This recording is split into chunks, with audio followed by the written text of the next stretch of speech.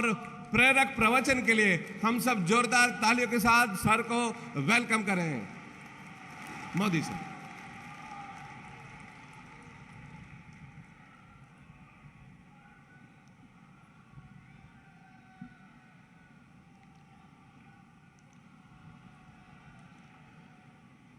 गुजरात के लोकप्रिय मुख्यमंत्री श्री भूपेंद्र भाई पटेल, केंद्र में मंत्रिपरिषद के मेरे साथी और जो जीवन भर अपने आप को शिक्षक के रूप में ही परिचय करवाते हैं, ऐसे पुरुषोत्तम रूपाला जी, पिछले चुनाव में भारत की संसद में देश में, पूरे देश में सबसे अधिक वोट पाकर के जीतने वाले श्रीमान C.R. पाटिल जी, गुजरात सरकार के मंत्रीगण, अखिल भारतीय प्राइमरी शिक्षक संघ के सभी सदस्यगण, देश के कोने कोने से आए सम्मानित शिक्षकगण, देवी और सज्जनों, आपने इतने स्नेह के साथ मुझे अखिल भारतीय प्राइमरी शिक्षक संघ के इस राष्ट्रीय अधिवेशन में बुलाया, इसके लिए मैं आपका आभारी हूं।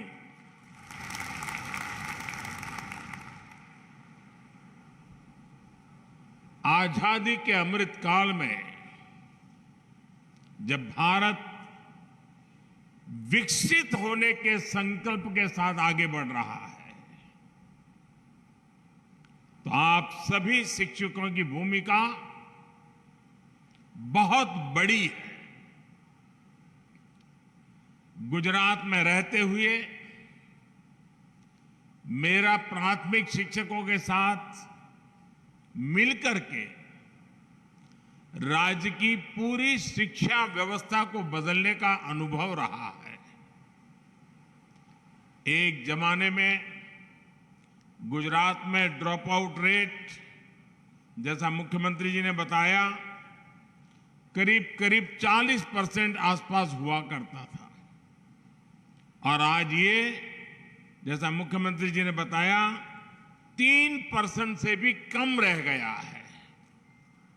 ये गुजरात के शिक्षकों के सहयोग से ही संभव हुआ है। गुजरात में शिक्षकों के साथ मेरे जो अनुभव रहे, उसने राष्ट्रीय स्तर पर भी नीतियां बनाने में, पॉलिसी फ्रेमवर्क में हमारी काफी मदद की है। अब जैसे रूपाला जी बता रहे थे, स्कूलों में शौचालय न होने के कारण बड़ी संख्या में बेटियां स्कूल छोड़ देती थी, इसलिए हमने विशेष अभियान चलाकर स्कूलों में बेटियों के लिए अलग शौचालय बनवाए। यहां गुजरात में तो एक जमाने में पूरे आदिवासी बेल्ट में, गुजरात का पूरा पूर्वी छोर जो है वो हमारे आदिवासी बंधुओं का बसेरा है एक प्रकार से। उस पूरे इलाके में उमरगाम से अंबाजी साइंस स्ट्रीम की पढ़ाई नहीं होती थी। आज शिक्षक न केवल वहां साइंस पढ़ा रहे हैं, बल्कि मेरे आदिवासी नौजवान बेटे बेटियां डॉक्टर और इंजीनियर भी बन रहे हैं। मैं कई बार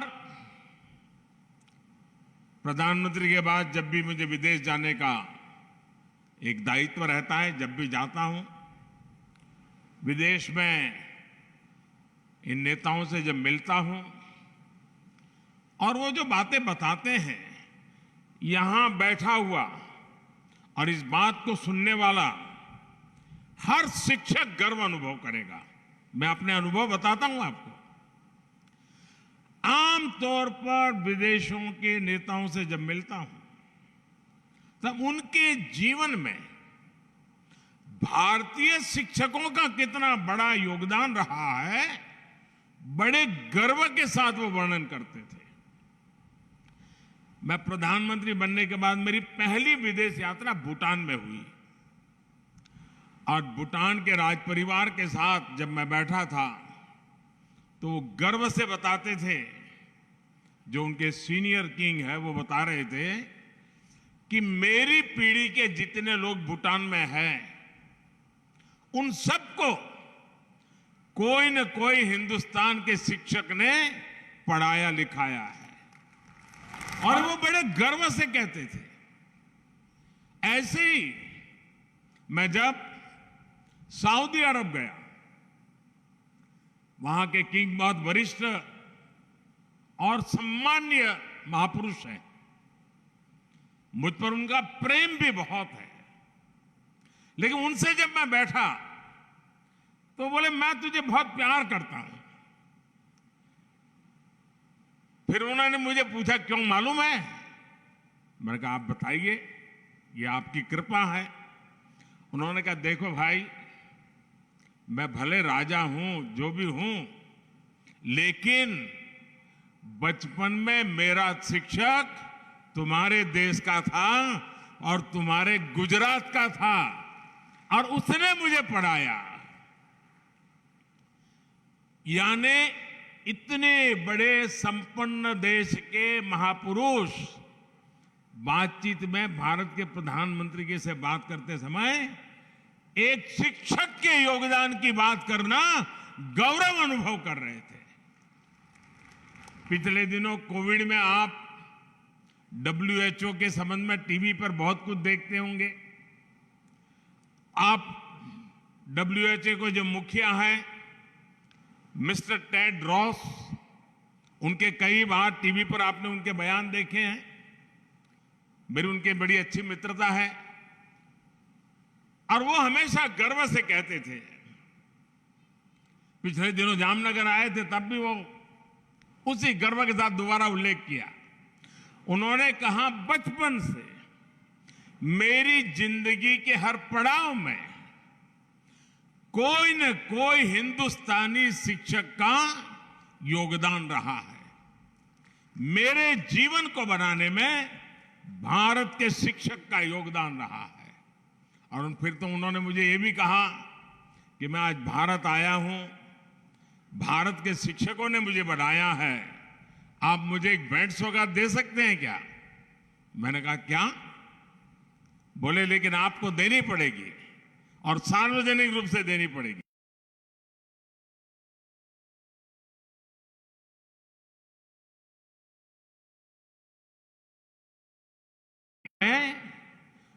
वो ऐसी अमिट छाप छोड़ करके आए हैं, पीढ़ियों के बाद भी लोग उनको याद करते हैं। साथियों, जैसे रूपाला जी गर्व से कह सकते हैं कि वो आजीवन शिक्षक हैं, मैं स्वयं में शिक्षक नहीं हूं, लेकिन मैं गर्व से कहता हूं कि मैं एक आजीवन विद्यार्थी हूं। मैंने आप सभी से समाज में जो कुछ भी होता है उससे बारीकी से ऑब्जर्व करना सीखा है। आज प्राथमिक शिक्षकों के इस अधिवेशन में अपने इन्हीं अनुभवों को मैं आज जरा जी भर करके आपके सामने कुछ कहना चाहता हूं।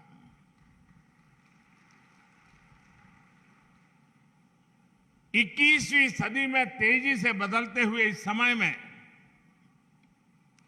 भारत की शिक्षा व्यवस्था बदल रही है, शिक्षक बदल रहे हैं, छात्र भी बदल रहे हैं। ऐसे में इन बदलती हुई परिस्थितियों में हम कैसे आगे बढ़े, ये बहुत अहम हो जाता है। जैसे हमने देखा है, पहले के टीचर्स के सामने संसाधनों की कमी, इंफ्रास्ट्रक्चर का अभाव जैसी कई चुनौतियां होती थी और तब छात्रों की तरफ से कोई खास चुनौती नहीं होती थी। आज टीचर्स के सामने से संसाधन और सुविधाओं की जो कमी थी, वो जो समस्याएं थी, वो धीरे धीरे दूर हो रही है। लेकिन आज की पीढ़ी के बच्चे, छात्र, उनकी जो जिज्ञासा है, उनका जो कौतूहल है, वे मां बाप के साथ साथ टीचर्स के लिए भी एक बहुत बड़ी चुनौती, एक चैलेंज लेकर आया है। ये छात्र आत्मविश्वास से भरे हुए हैं, ये छात्र नीडर हैं और उनका स्वभाव 8 साल की उम्र का, 9 साल की उम्र का छात्र भी टीचर को चुनौती देता है। वो शिक्षा के पारंपरिक तौर तरीकों से कुछ नई चीजें उससे पूछता है, बात करता है। उनकी जिज्ञासा शिक्षकों की चुनौती देती है और वो पाठ्यक्रम और विषय से बाहर जाकर उनके सवालों को जवाब दे। यहां बैठे हुए वर्तमान टीचर वर्तमान बच्चों से रोज अनुभव करते होंगे। वो ऐसे सवाल लेकर के आते होंगे, आपको भी बड़ा मुश्किल हो जाता होगा। छात्रों के पास इंफॉर्मेशन के अलग अलग स्रोत हैं। इसने भी शिक्षकों के सामने खुद को अपडेट रखने की चुनौती पेश की है। इस चुनौतियों को एक टीचर कैसे हल करता है, इस पर हमारी शिक्षा व्यवस्था का भविष्य निर्भर करता है। और सबसे अच्छा तरीका यह है कि इन चुनौतियों को पर्सनल और प्रोफेशनल ग्रोथ के अवसर के तौर पर देखा जाए। ये चुनौतियां हमें लर्न, अनलर्न और रीलर्न करने का मौका देती है। इन्हें हल करने का एक तरीका यह है कि शिक्षण के साथ साथ स्वयं को छात्र का गाइड और मेंटर भी बनाएं। आप भी जानते हैं कि गूगल से डेटा मिल सकता है, लेकिन डिसीजन तो खुद ही लेना पड़ता है। एक गुरु ही छात्र को गाइड कर सकता है कि वो अपनी जानकारियों का सही उपयोग कैसे करे। टेक्नोलॉजी से इंफॉर्मेशन मिल सकती है, लेकिन सही दृष्टिकोण तो शिक्षक ही दे सकता है। सिर्फ एक गुरु ही बच्चों को यह समझने में मदद कर सकता है कि कौन सी जानकारी उपयोगी है और कौन सी नहीं है। कोई भी टेक्नोलॉजी किसी विद्यार्थी की पारिवारिक स्थिति को नहीं समझ सकता। एक गुरु ही उसके हालात को समझकर उसे सभी मुश्किलों से बाहर निकलने के लिए प्रेरित कर सकता है। इसी तरह दुनिया की कोई भी टेक्नोलॉजी ये नहीं सिखा सकती कि किसी विषय की गहराई में जाकर उसे कैसे समझे, डीप लर्निंग कैसे करें। जब इंफॉर्मेशन की भरमार हो, इंफॉर्मेशन के पहाड़ खड़े हो जाते हैं, तो छात्रों के लिए ये महत्वपूर्ण हो जाता है कि वो कैसे एक चीज पर अपना ध्यान केंद्रित करें। डीप लर्निंग और उसे लॉजिकल कंक्लूजन तक पहुंचाना, ये बहुत महत्वपूर्ण है। इसलिए आज 21वीं सदी के छात्र के जीवन में टीचर की भूमिका और ज्यादा बृहद हो गई है। और मैं तो आपसे भी कहना चाहूंगा, मैं आपको कोई उपदेश देने नहीं आया हूं और न ही मैं उपदेश दे सकता हूं, लेकिन आप पल भर के लिए ये भूल जाइए कि आप टीचर हैं। पल भर के लिए सोचिए कि आप किसी संतान की माताजी हैं या किसी संतान के पिताजी हैं। आप अपने बच्चे को कैसा चाहते हैं? आपके बच्चे के लिए आप क्या चाहते हैं? पहला जवाब मिलेगा साथियों, यहां से कोई इनकार नहीं कर सकता है। पहला जवाब मिलेगा, मैं भले टीचर हूं, हम माता पिता दोनों भले टीचर हैं, लेकिन हमारे बच्चों को अच्छा शिक्षक मिले, अच्छी शिक्षा मिले। आपके दिल में भी बच्चों के लिए पहली कामना है, आपके बच्चों को अच्छा शिक्षक, अच्छी शिक्षा मिले। जो कामना आपके दिल में है, वही कामना हिंदुस्तान के कोटि कोटि माता पिता के दिल में भी है। जो आप अपने बच्चों के लिए चाहते हैं, वो हिंदुस्तान का हर मां बाप अपने बच्चों के लिए चाहता है और वो आपसे उम्मीद करता है। साथियों, इस बात को हमेशा ध्यान में रखिए कि विद्यार्थी आपसे, आपकी सोच से, आपके रोजमर्रा के व्यवहार से, आपकी बोलचाल से, आपके उठने बैठने के तरीके से वो बहुत कुछ सीखता रहता है।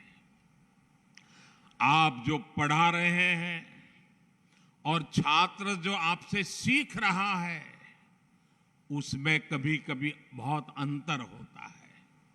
आप सोचते होंगे कि आप गणित, विज्ञान, इतिहास या कोई अन्य विषय पढ़ा रहे हैं, लेकिन छात्र आपसे सिर्फ वो विषय नहीं सीख रहा, वो ये भी सीख रहा है कि अपनी बात कैसे रखनी चाहिए। वो आपसे धैर्य रखने, दूसरों की मदद करने जैसे गुण भी सीख रहा है। आपको देखकर ही वो सीखता है कि सख्त छवि रखकर भी स्नेह कैसे जताया जा सकता है। निष्पक्ष रहने का गुण भी उसे शिक्षक से ही मिलता है। इसलिए प्राइमरी एजुकेशन का रोल बहुत इंपॉर्टेंट होता है। छोटे बच्चों के लिए टीचर परिवार से बाहर वो पहला व्यक्ति होता है जिसके साथ वो सबसे ज्यादा समय बिताता है। इसलिए आप सभी में इस दायित्व का एहसास भारत की आने वाली पीढ़ियों को बहुत मजबूत करेगा। साथियों, अभी आप जिन स्कूलों में कार्यरत हैं, वहां नई राष्ट्रीय शिक्षा नीति या तो लागू हो चुकी होगी या फिर लागू होने वाली होगी। और मुझे गर्व है कि इस बार जो राष्ट्रीय शिक्षा नीति बनी है, देश के लाखों शिक्षकों ने उसको बनाने में कंट्रीब्यूशन किया है। शिक्षकों के परिश्रम में से ये पूरी शिक्षा नीति बन पाई है और इसके कारण सर्वदूर उसका स्वागत हुआ है। आज भारत 21वीं सदी की आधुनिक आवश्यकताओं के मुताबिक नई व्यवस्थाओं का निर्माण कर रहा है। इन नई राष्ट्रीय शिक्षा नीति इसी को ध्यान में रखते हुए बनाई गई है। हम इतने वर्षों से स्कूलों में पढ़ाई के नाम पर अपने बच्चों को केवल किताबी ज्ञान दे रहे थे। नई राष्ट्रीय शिक्षा नीति उस पुरानी अप्रासंगिक व्यवस्था को परिवर्तित कर रही है। राष्ट्रीय शिक्षा नीति प्रैक्टिकल पर है, आधारित है। अब जैसे आपको और टीचिंग और लर्निंग, अब कहा जाता है टीचिंग का कालखंड पूरा हो गया, अब लर्निंग के ही द्वारा शिक्षा को आगे बढ़ाना है। अब जैसे आपको मिट्टी के बारे में कुछ बताना है, चाक के बारे में कुछ सिखाना है, अगर आप बच्चों को लेकर कुम्हार के घर जा सकते हैं, आप कुम्हार के घर जाएंगे तो उन्हें बहुत सी चीजें देखने को मिलेगी। किन परिस्थितियों में कुम्हार रहते हैं, कितनी मेहनत करते हैं, एक व्यक्ति गरीबी से बाहर आने के लिए कितने प्रयास कर रहा है, और इससे बच्चों में संवेदनशीलता जगेगी। मिट्टी से कैसे सुराही बनती है, मटके बनते हैं, घड़े बनते हैं, बच्चे ये सब देखेंगे। अलग अलग तरह की मिट्टी कैसी होती है, ये सारी चीजें प्रत्यक्ष नजर आएगी। ऐसी प्रैक्टिकल अप्रोच राष्ट्रीय शिक्षा नीति का बहुत प्रमुख तत्व है। साथियों, अनोखे प्रयोग करने वाले और टीचिंग और लर्निंग का डिबेट तो इन दिनों सुनने को मिलता है, लेकिन मैं अपने बचपन की एक घटना आपको बताता हूं। मुझे मेरे अपने एक शिक्षक याद आ जा रहे हैं, मेरे प्राइमरी शिक्षक। वो शाम को जब स्कूल से घर जाना होता था तो बच्चों को कुछ न कुछ काम देते थे, और होमवर्क वाला नहीं, कुछ और ही काम देते थे। जैसे वो कहते थे, अच्छा भाई तुम ऐसा करना, कल 10 चावल लेकर के आ जाना। दूसरे को कहते थे तुम 10 मूंग के दाने ले आना। तीसरे को कहते थे तुम तूर की दाल 10 लेके आना। चौथे को कहते थे तुम 10 चने ले आना। हरे से कुछ न कुछ ऐसा 10-10 मंगवाते थे। उस बच्चा घर जाते याद रखता था, मुझे 10 लाना है, 10 लाना है, 10 नंबर फिक्स हो जाता था। फिर मुझे गेहूं लाना है कि चावल लाना है, तो उसके दिमाग में घर जाते पहले अपनी माँ से कह देता था, मुझे कल टीचर ने कहा ये ले जाना है। सुबह तक उसके दिमाग में वो चावल और 10, चावल और 10 ये बना रहता था।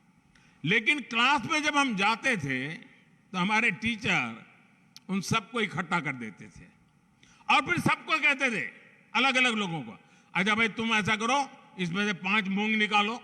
दूसरे कहते थे तुम 3 चने निकालो। तीसरे को कहते, यानी वो चने को पहचानना लग जाता है, वो मूंग को पहचानता है, उसको नंबर याद रहा। यानी कि ऐसी उनकी प्रैक्टिकल व्यवस्था थी, हमारे लिए बड़ा अजब लगता था, लेकिन वो सिखाने का उनका तरीका था। जब हम 1 साल पूरा हो गया, अगले साल गए तो भी वही टीचर थे, तो उन्होंने फिर से वही कहा। तब मेरा जैसा जरा सवाल पूछने का आदी था मैं, तो मैंने कहा साहब पिछले साल आपने ये करवाया था, दोबारा क्यों करवा रहे हो? बोले चुप रहे, तुम्हारा काम करो। ठीक है, जो कहा हम लेकर के आ गए।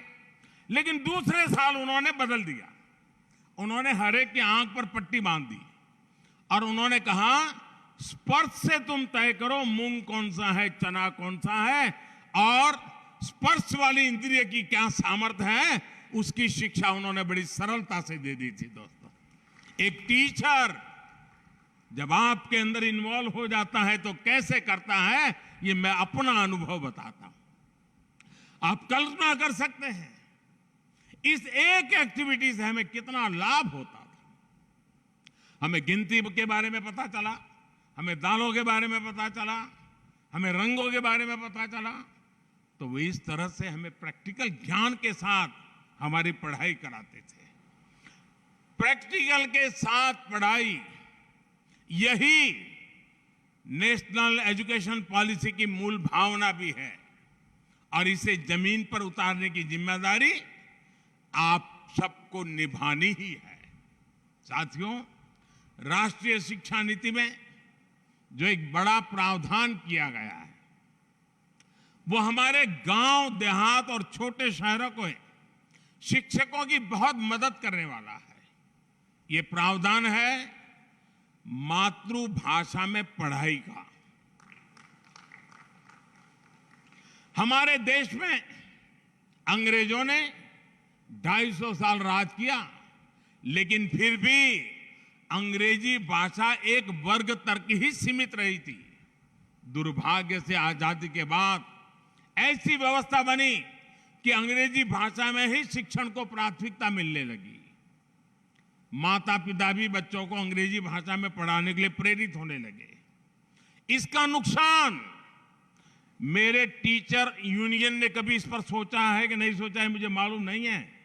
आज मैं आपको बता रहा हूं, जिस समय आप सोचेंगे इस विषय पर, इस सरकार की जितनी तारीफ करेंगे उतनी कम होगी।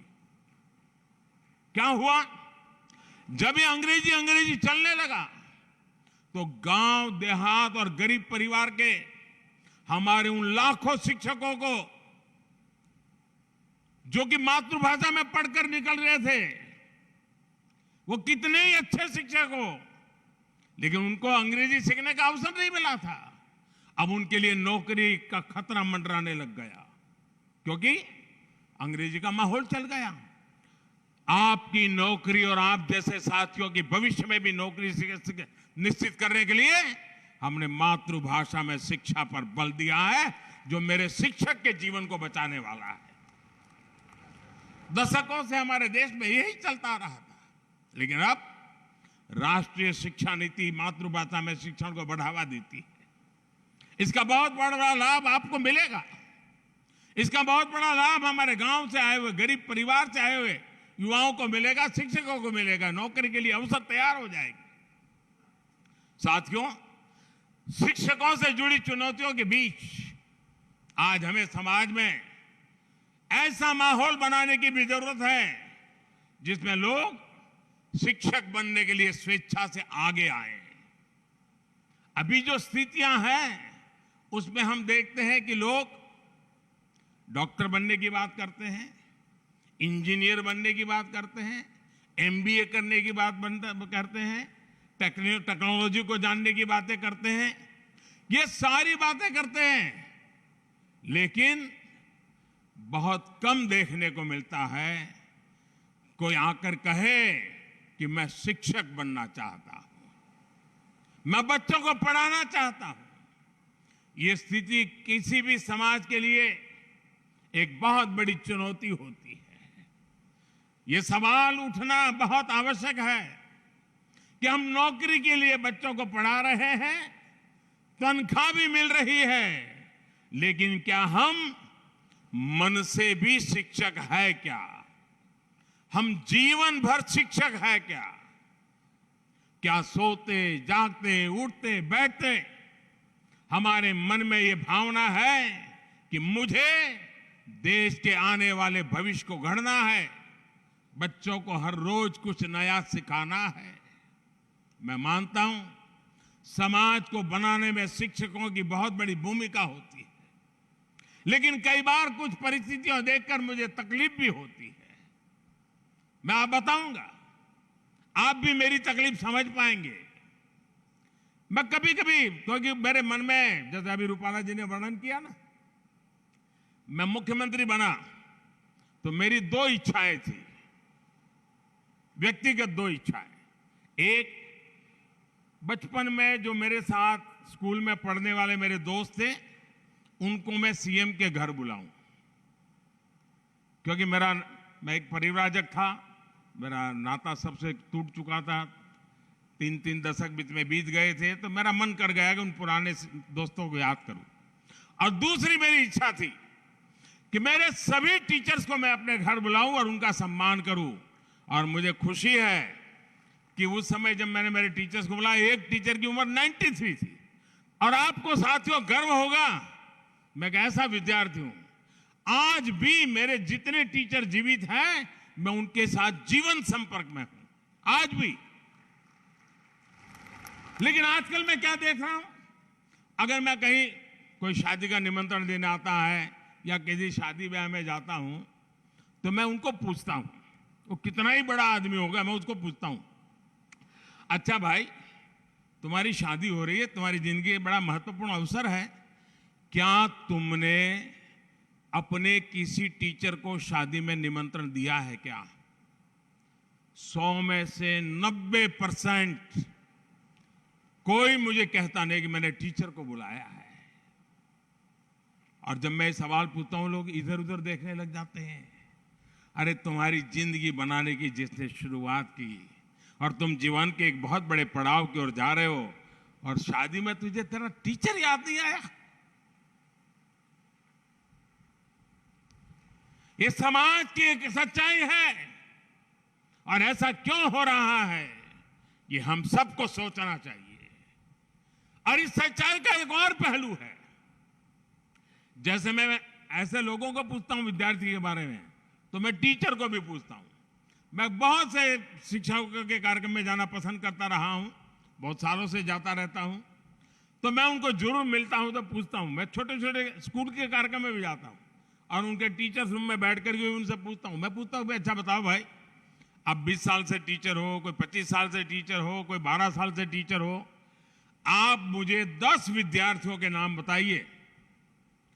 अपने जीवन काल के 10 विद्यार्थियों के नाम बताइए जो आज जीवन में इतनी ऊंचाई को प्राप्त किया है कि आपको गर्व हो रहा है कि वो आपका विद्यार्थी था और उसका जीवन सफल हुआ है। मुझे दुर्भाग्य से कहना है, बहुत सारे टीचर मुझे जवाब नहीं दे पाते हैं कि मैंने 20 साल टीचर तो रहा, हर दिन आया, बच्चे मेरे साथ रहते थे, लेकिन कौन 10 विद्यार्थी अपनी जिंदगी में बना पाए और उसको मुझे याद है कि नहीं, उसको मुझे कुछ समझ रहा है कि नहीं, तो 0 रिजल्ट आ रहा है दोस्तों। यानी डिस्कनेक्ट दोनों तरफ से है। ये विद्यार्थी और टीचर दोनों ही तरफ हो रहा है। और साथियों, ऐसा भी नहीं है कि सब बिखर ही गया है। हमारे खेल के मैदान में आपको स्थितियां बिल्कुल अलग मिलती हैं। हम देखते हैं कोई खिलाड़ी अगर कोई मेडल लेकर के आता है तो सबसे पहले अपने गुरु, अपने कोच को प्रणाम करता है। वो ओलंपिक जीत करके आया होगा, बचपन में जिसने खेल सिखाया होगा, उसके बीच में 15-20 साल का फासला चला गया होगा, फिर भी जब वो मेडल प्राप्त करता है उस गुरु को प्रणाम करता है। गुरु के सम्मान की भावना जीवन पर्यंत उसके मन में रहती है।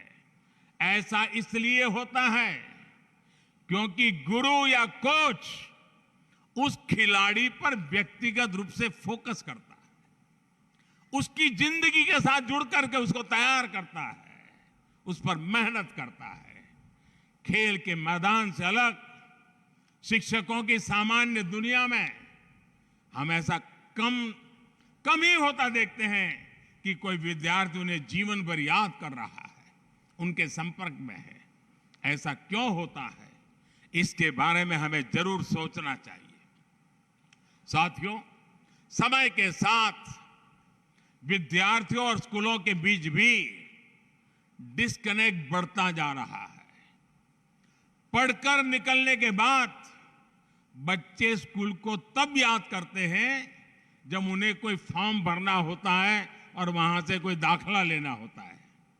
मैं बहुत बार लोगों से पूछता हूं, क्या आपको मालूम है कि आपकी स्कूल का स्थापना दिवस या आपकी स्कूल का जन्मदिन कब होता है? जन्मदिन यानी वो कौन सा दिन था जब आपका स्कूल उस गांव में शुरू हुआ था। और मेरा जो अनुभव रहा है कि बच्चों को या स्कूल की मैनेजमेंट को या टीचर को किसी को पता नहीं होता कि जिस स्कूल में वो नौकरी कर रहे हैं या जिस स्कूल में वो पढ़े थे वो स्कूल कब शुरू हुई थी। ये जानकारी नहीं होती है भाई। स्कूल और स्टूडेंट के बीच डिस्कनेक्ट तो दूर करने के लिए ये परंपरा शुरू की जा सकती है कि हम स्कूलों का जन्मदिन मनाएं और बड़े ठाठ से मनाएं, पूरा गांव मिलकर के मनाए। और इसी बहाने आप उस स्कूल में से पढ़ करके गए सब पुराने लोगों को इकट्ठा कीजिए, पुराने सब टीचर्स को इकट्ठा कीजिए। आप देखिए एक पूरा माहौल बदल जाएगा अपनत्व की एक नई शुरुआत हो जाएगी। इससे कनेक्ट बनेगा, समाज जुड़ेगा और आपको भी पता चलेगा कि हमारे जो पढ़ाई हुए बच्चे हैं वो आज कहां कहां पहुंचे हैं। आप गर्व की अनुभूति करेंगे। और मैं ये भी देखता हूं कि स्कूलों को पता नहीं होता है कि उनके पढ़ाए बच्चे कहां पर पहुंच गए हैं, कितनी ऊंचाई पर है। कोई किसी कंपनी का सीईओ है, कोई डॉक्टर है, कोई इंजीनियर है, कोई सिविल सर्विसेज में आ गया है, उसके बारे में सब जानते हैं। लेकिन वो जिस स्कूल में पढ़ा है वही स्कूल वाले जानते नहीं है।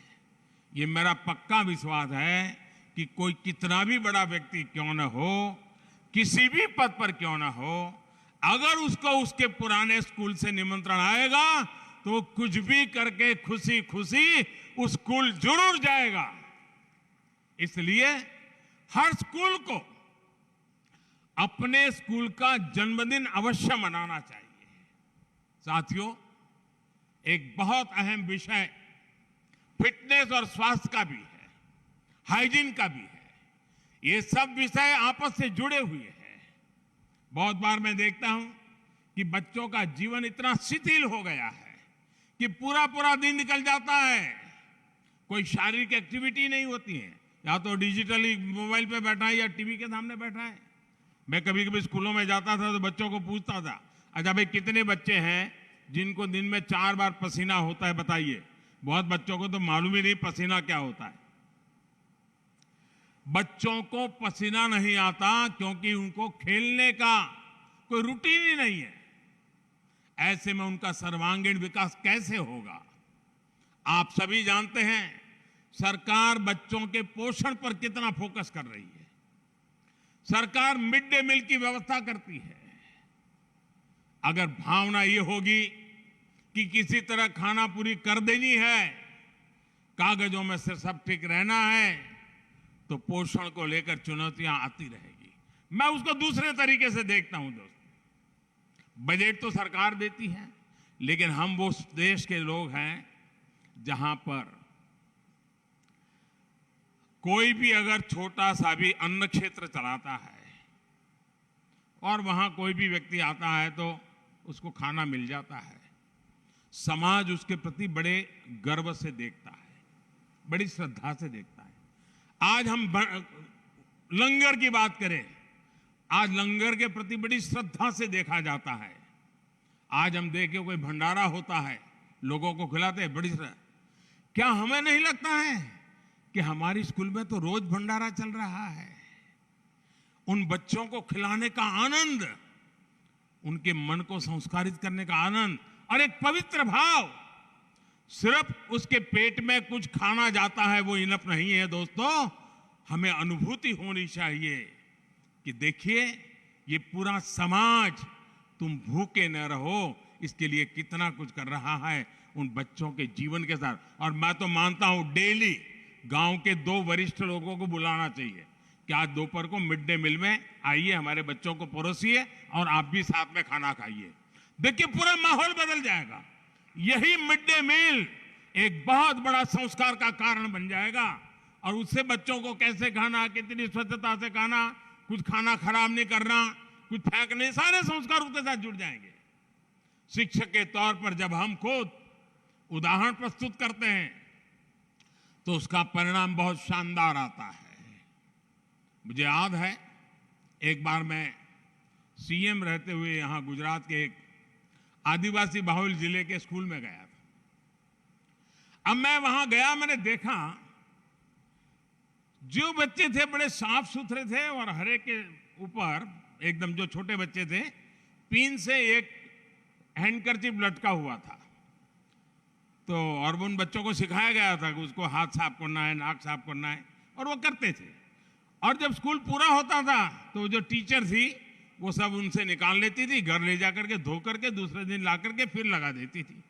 और मैंने जब जानकारी पाई, अपने यहाँ तो मालूम है, हमारे यहाँ गुजरात में तो खास है कि पुराने कपड़े बेच करके बर्तन लेते हैं, खरीदते हैं बर्तन। वो महिला गरीब थी लेकिन अपनी साड़ी बेचती नहीं थी। वो साड़ी को काट करके हैंडकरचिप बनाती थी और बच्चों को लगाती थी।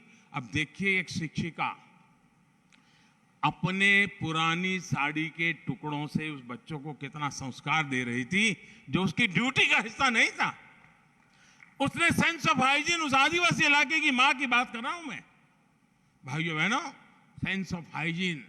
और मैं वैसे एक और स्कूल की बात मैं बताऊं, मैं एक स्कूल में गया तो स्कूल में झोपड़ी जैसी स्कूल थी, वो बड़ी स्कूल नहीं थी, आदिवासी क्षेत्र था। तो शीशा एक लगा था, मिरर लगा था, आईना, 2x2 का आईना होगा। उस टीचर ने नियम बनाया था, जो भी स्कूल आएगा पहले आईने के सामने 5 सेकंड खड़ा रहेगा, खुद को देखेगा, फिर क्लास में जाएगा। उस एकमात्र से प्रयोग से जो भी बच्चा आता था तुरंत उसके सामने अपना बाल ठीक करता था, उसका स्वाभिमान जग जाता था, उसको लगता था मुझे ऐसे रहना चाहिए। बदलाव लाने का काम टीचर कितना अद्भुत तरीके से करते हैं, ऐसे सैकड़ों उदाहरण हमारे सामने हैं। साथियों, आप कल्पना कर सकते हैं आपका एक छोटा सा प्रयास कितने बड़े परिवर्तन ला सकता है। मैं आपको कितने ही उदाहरण दे सकता हूं जो मैंने खुद भी आप शिक्षकों के बीच रहते हुए देखे हैं, जाने हैं, सीखे हैं। लेकिन समय का अभाव है, इसलिए मैं अपनी बात को लंबा नहीं खींच रहा हूं। मैं मेरी वाणी को विराम देता हूं। मुझे विश्वास है हमारी परंपरा ने गुरु को जो स्थान दिया है, आप सभी उस गरिमा को, उस गौरव को, उस महान परंपरा को आगे बढ़ाएंगे, नए भारत का सपना पूरा करेंगे। इसी विश्वास के साथ आप सभी का मैं बहुत बहुत धन्यवाद करता हूं और बहुत बहुत शुभकामनाएं देता हूं। नमस्कार।